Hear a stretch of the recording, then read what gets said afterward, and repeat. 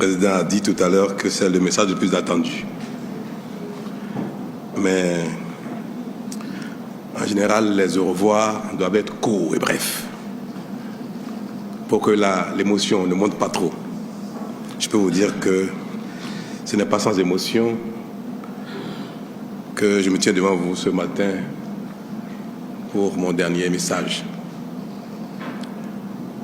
dans cette posture. Monsieur le Président de l'Assemblée nationale, Mesdames et Messieurs les membres du bureau de l'Assemblée nationale, président de commission et président de groupe parlementaire, Mesdames et Messieurs les députés. Pour une 10e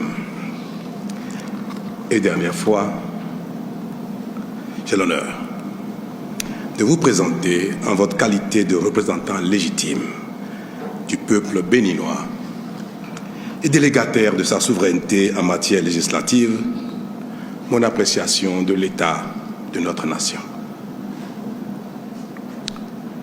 65 ans après notre accession à la souveraineté internationale, la nation béninoise, issue du regroupement des royaumes qui constituaient jadis notre actuel territoire, s'est solidement constituée et son unité s'est renforcée.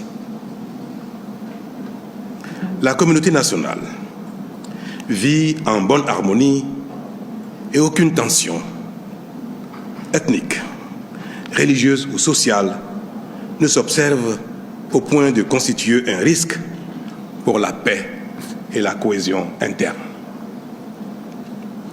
L'intégrité du territoire national est préservée en dépit des agressions sécuritaires extérieures qui éprouvent nos forces de défense et de sécurité dans certaines localités frontalières.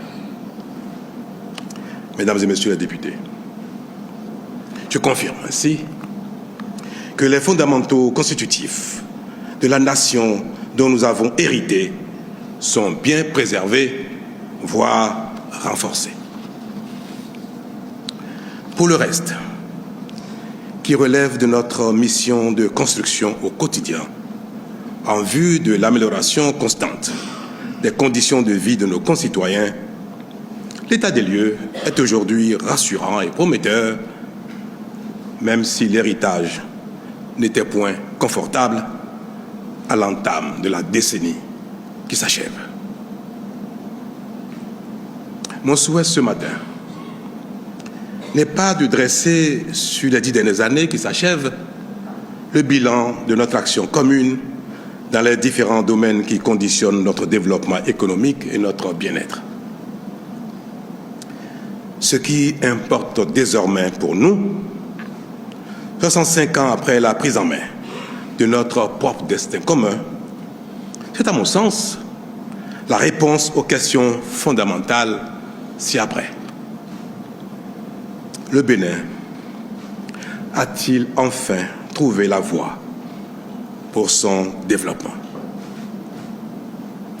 A-t-il entamé son progrès de sorte à devenir, lui aussi, un pays développé, susceptible de se passer de l'aide au développement apportée par d'autres et parfois avec mépris?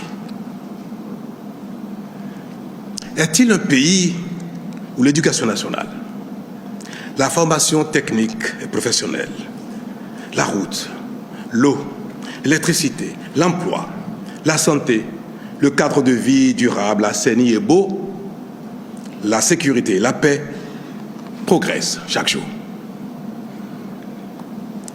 Est-il un pays qui ne fait plus honte à ses enfants, mais leur apporte plutôt fierté et espoir?